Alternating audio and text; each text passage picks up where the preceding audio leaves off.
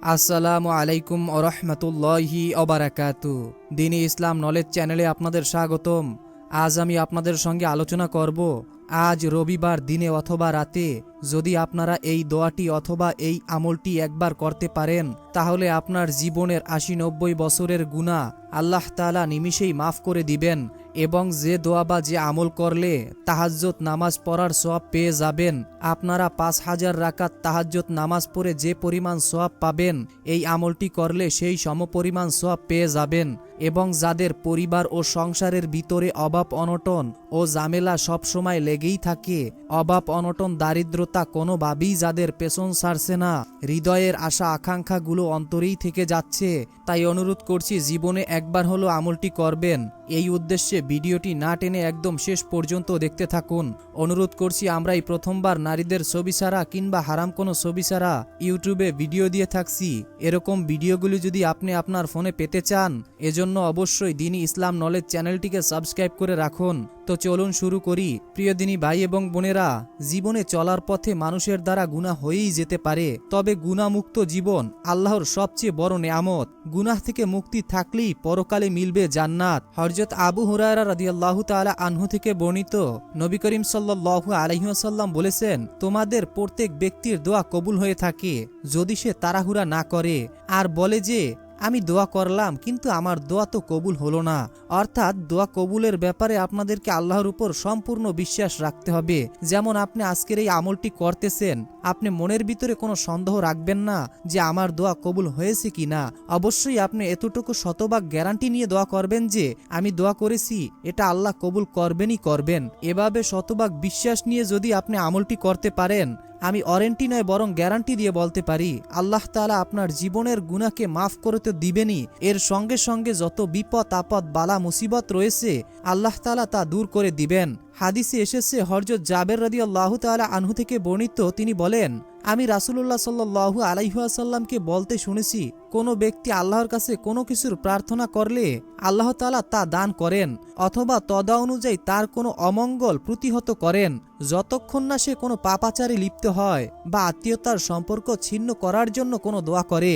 অর্থাৎ দ্বীনি ভাই এবং বোনেরা, আপনাদের আমাদের দোয়া কবুল হওয়ার ৩টি সিস্টেম বা ৩টি পদ্ধতি রয়েছে। প্রথম পদ্ধতি, আপনি যখন দোয়া করবেন তখন সাথে সাথে আল্লাহ তাআলা কবুল করে নেবেন। আরেকটি পদ্ধতি হচ্ছে, আপনি দোয়া করলেন কিছুদিনের মধ্যে আপনার দোয়া কবুল হয়ে যাবে। আরেকটি পদ্ধতি হচ্ছে, আমি যেই দোয়াটি করলাম আল্লাহর কাছে, সেই দোয়াটি আল্লাহ তাআলা আখিরাতের জন্য, কিয়ামতের জন্য মজুদ করে রেখেছেন। অর্থাৎ কিয়ামতের দিন যখন আমাদের বিচার করা হবে, হিসাব করা হবে, তখন যদি আপনার আমল নামা কম হয়ে যায়, তখন আল্লাহ তাআলা আপনাকে এই আমল দ্বারা, অর্থাৎ দুনিয়াতে বসে আপনি যেই দোয়াগুলো করেছেন, যেগুলো দুনিয়াতে কবুল হয় নাই, সেই দোয়াগুলো দিয়ে আল্লাহ তাআলা ওই সময় আমল নামা বাড়ি করে দিবেন। সুবহানাল্লাহ, সুবহানাল্লাহ।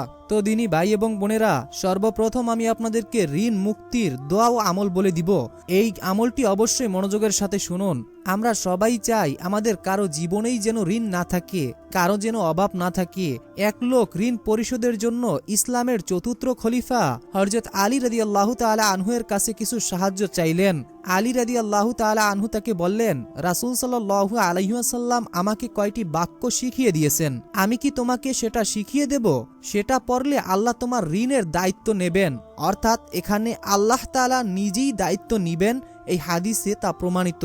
তোমার ঋণ যদি পাহাড় পরিমাণ হয়, তাহলে আল্লাহ তাআলা তা তোমার পক্ষ থেকে আদায় করে দেবেন। এরপর আলী রাদিয়াল্লাহু তাআলা আনহু ওই ব্যক্তিকে এই কথাগুলো শিখিয়ে দিলেন। দোয়াগুলো আমি আপনাদেরকে বলে দিচ্ছি, মনোযোগের সাথে শুনুন। এরপরে নিয়মটিও বলে দেব, নিয়মটি জেনে আমলটি করবেন। আল্লাহুম্মা গফিরনি বিহালালিকা আন হারামিকা ওয়াগনিনি বিফাদলিকা আম্মান সিওয়াকা। অর্থ, হে আল্লাহ, হারামের পরিবর্তে তোমার হালাল রুজি আমার জন্য যথেষ্ট করো, আর তোমাকে ছাড়া আমার কারো মুখাপেক্ষী করো না, এবং তোমার অনুগ্রহ দিয়ে আমাকে সচ্ছলতা দান করো। তিরমিজি শরীফের হাদিস। দ্বীনি ভাই এবং বোনেরা, আমি এখন আপনাদেরকে কয়েকটি আমলের কথা বলে দিব, যে আমলগুলো করলে সর্বদা আপনাদের রিজিকের অভাব অনটন থাকবে না, আল্লাহর রহমত আপনাদের ঘরের উপরে নাজিল হবে, আপনার উপর আল্লাহ তাআলা খুশি হয়ে আল্লাহর রহমত নাজিল করবেন। হযরত ইবনে আব্বাস রাদিয়াল্লাহু তাআলা আনহু থেকে বর্ণিত, তিনি বর্ণনা করেন, যারা বেশি বেশি তওবা ইস্তেগফার করে, তাদের সামনে যত কষ্টই হোক, যত অভাব অনটনই থাকুক না কেন, মহান আল্লাহ তাআলা তা সমাধান করে দেন। সুতরাং বেশি বেশি তওবা ও ইস্তেগফার করা মুমিন ব্যক্তির অন্যতম একটি গুণ। তাই আপনারা যদি সর্বদা আল্লাহ তাআলার এই ইস্তেগফারের সঙ্গে লেগে থাকেন, আমি আশা করি আপনাদের জীবনের সমস্ত সংকট কেটে যাবে। আস্তাগফিরুল্লাহটি হচ্ছে আস্তাগফিরুল্লাহ আস্তাগফিরুল্লাহ, যার অর্থই হচ্ছে আমি আল্লাহর ক্ষমা প্রার্থনা করছি, আমি আল্লাহর ক্ষমা প্রার্থনা করছি।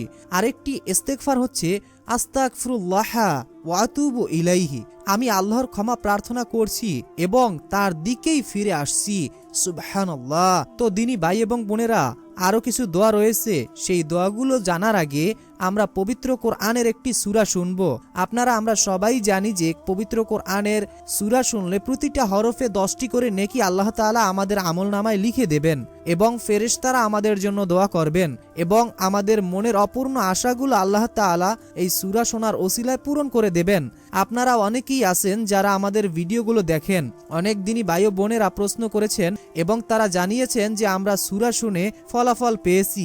আমাদের মনের যেই আশাগুলো অনেক দিন ধরে পূরণ হয়নি, সেই আশাগুলো এই সূরা শোনার ওসিলায় আল্লাহ তাআলা খুব দ্রুতই পূরণ করে দিয়েছেন এবং পরিবারে যাদের অভাব অনটন ছিল তাদের অভাব অনটন আল্লাহ তাআলা দূর করে দিয়েছেন। তাই আপনি যদি চান আপনার পরিবার ও সংসার থেকে অভাব অনটন দূর করাতে, তাহলে অবশ্যই সূরাটি শুনে যান। কেননা যেই ঘরে কোরআন তেলাওয়াত শোনা হয় ওই ঘরে আল্লাহ তাআলার রহমত নাজিল হয়, বিপদ আপদ বালা মুসিবত দূর হয়ে যায়, দুষ্ট শয়তান জিন বদনজর সকল কিছু থেকে আল্লাহ তাআলা ওই ঘরকে হেফাজত করেন এবং যাদের ঘরে সর্বদা কোরআনের তেলাওয়াতের বাণী শোনা হয় ওই ঘরে আল্লাহ তাআলার অশেষ রহমত ও বরকত নাজিল হয়। তো সূরাটি শোনার আগে মহান আল্লাহর কাছে দোয়া করি, হে আল্লাহ, যে যেই উদ্দেশ্য নিয়ে, যে যেই আশা আকাঙ্ক্ষা নিয়ে সূরাটি শুনছে এবং শুনবে, মনের ভিতরে গভীর আশা ও ভরসা নিয়ে বসে আছে, আপনি সকলের মনের আশা ও মনের মাকসুদগুলো পূরণ করে দিন।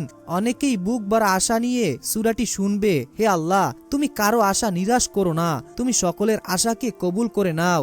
অনেকেই তো অভাবে আছে, অনেকেই তো টাকার সমস্যার ভিতরে আছে, অনেকের পরিবারে সুখ শান্তি নেই, সর্বদা অশান্তির ভিতরে থাকতেছে, বিপদ আপদ কোনোভাবেই যাদের পেছন ছাড়ছে না, হে আল্লাহ, হে রহমানুর রহিম, হে আলিমুল গাইব, হে কুল্লি শাইইন কদির, তুমি এই সূরাটি শোনার ওসিলায় সকলের সকল বিপদ আপদ বালা মুসিবত সকল সমস্যা দূর করে দিন, আমিন। কমেন্ট বক্সে আপনি আমিন লিখে দোয়াতে শি। তো আপনারা সব সময় এই ইস্তেগফারটি করার চেষ্টা করবেন। ইস্তেগফারটি হচ্ছে আস্তাগফিরুল্লাহাল্লাযী লা ইলাহা ইল্লা হুয়াল হাইয়ুল কাইয়ুম ওয়া আতুবু ইলাইহি, আস্তাগফিরুল্লাহাল্লাযী লা ইলাহা ইল্লা হুয়াল হাইয়ুল কাইয়ুম ওয়া আতুবু ইলাইহি। আমি ওই আল্লাহর কাছে ক্ষমা চাই যিনি ছাড়া প্রকৃত কোনো মাবুদ নেই, তিনি চিরঞ্জীব চিরস্থায়ী এবং তার কাছেই তওবা করে ফিরে এসেছি। সুবহানাল্লাহ। কত সুন্দর ইনি একটি অর্থ দিনী ভাই এবং বোনেরা। তো এখন আমি আপনাদেরকে গুনাহ মাফের দোয়াটি বলে দিচ্ছি। বিসমিল্লাহির রহমানির রহিম। সামিনা ওয়া আতানা গুফরানাকা রব্বানা ওয়া ইলাইকাল মাসির। সামিনা ওয়া আতানা গুফরানাকা রব্বানা ওয়া ইলাইকাল মাসির। অর্থ, আমরা শুনলাম এবং মানলাম, হে আমাদের রব, আমরা আপনার নিকটই ক্ষমা প্রার্থনা করি আর আপনার দিকই প্রত্যাবর্তন স্থল। আরেকটি দোয়া হচ্ছে রব্বানা তাকাব্বাল মিন্না ইন্নাকা আনতাস সামিউল আলিম ওয়া তুব আলাইনা ইন্নাকা আনতাত তাওয়াবুর রহিম।